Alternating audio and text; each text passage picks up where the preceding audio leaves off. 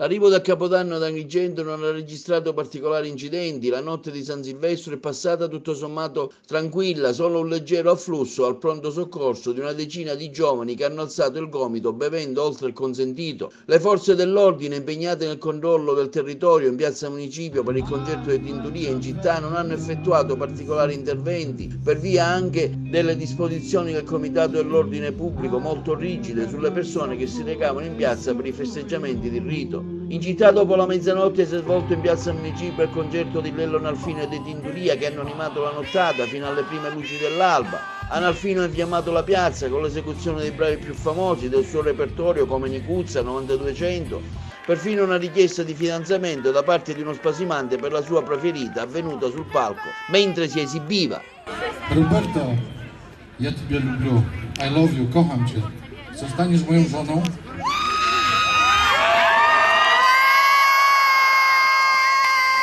Intanto anche il sindaco si è ritenuto soddisfatto e fatto un sentito ringraziamento alle forze dell'ordine e ai volontari e ai quanti si sono prodigati per la riuscita dell'evento.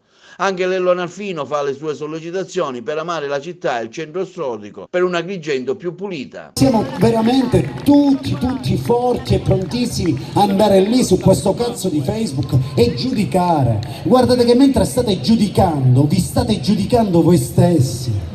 Il turista che arriva e vede questa città, qua Munnizza è stata un neghe, perché ce l'ha buttata la gente il neghe. Io arrivo da Palermo e vedo le aree di sosta delle macchine a Siculiana, chini di Munnizza. Io non penso che fu sindaco che c'è di chitarra Munnizza, qualche testa di cazzo c'è di chitarra.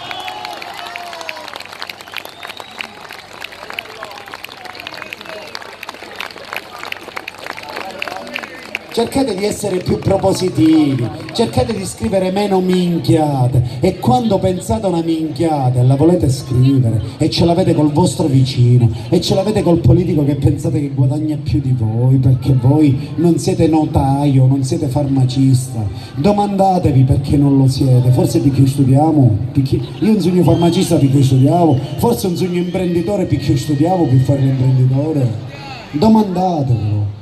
E quando ve lo siete chiesti, andate su Facebook e invece di scrivere ciullunati, scrivete qualcosa che vostro figlio quando lo leggerà tra 20 anni dirà: mio padre è uno propositivo, non penserà mio padre era uno incazzato con se stesso e col mondo. Fatevi questo favore.